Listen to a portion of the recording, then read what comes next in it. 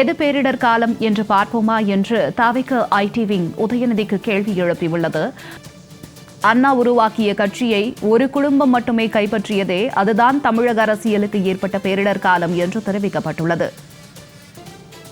புரட்சித் தலைவர் எம்ஜிஆரை நன்றி விசுவாசமின்றி தூக்கி வீசிய ஒரு குடும்பத்தால் உருவானது திமுகவின் ஆட்சி காலம் முழுவதும் தமிழகத்திற்கும் தமிழக மக்களுக்கும் ஏற்பட்டதுதான் பேரிடர் காலம் என்று தவிக ஐடி விங் தெரிவித்துள்ளது. விரிவான தகவல்களோடு இணைகிறார் எமது செய்தியாளர் தாரிணி. வணக்கம் தாரிணி, இது குறித்த விரிவான தகவல். வணக்கம் ஜனனி. தற்போது உதயநிதி ஸ்டாலின் இன்று பங்கேற்ற ஒரு திருமண நிகழ்வில் தமிழக வெற்றி கழக அரசை பேரிடர் காலம் என்று கூறியிருந்தார். இப்போது ஏற்பட்டுள்ள இந்த அரசியல் பேரிடர் கால அரசியல் என்று அவர் குறிப்பிட்டுள்ளதற்கு தமிழக வெற்றி கழக ஐடி விங் தளத்தில் தற்பொழுது அதற்கு பதிலானது கொடுக்கப்பட்டிருக்கிறது.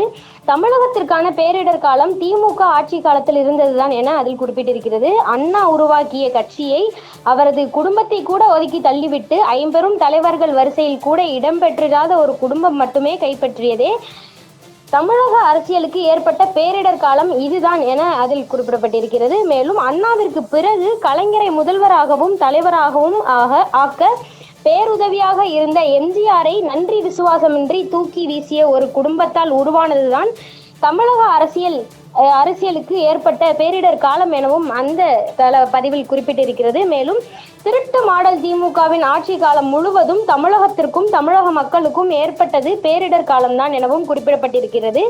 தற்பொழுது ஆட்சி அதிகாரத்தை தக்க வைத்து கொள்ளை அடித்த தீய சக்தி திமுகவிற்கு அரசியலில் கொள்ளையடிக்க இயலாத நிலையை உண்டாக்கிய தமிழக வெற்றி கழகத்தின் வருகைதான் திமுகவிற்கான அரசியல் பேரிடர் காலம் என்றும் அதில் குறிப்பிடப்பட்டிருக்கிறது.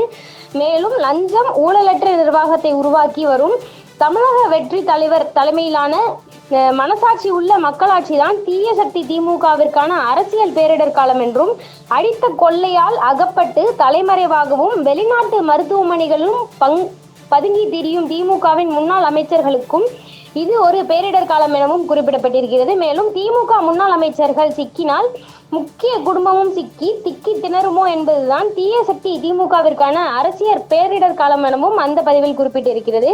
தங்களுடைய விரிவான தகவலுக்கு நன்றி தாரிணி.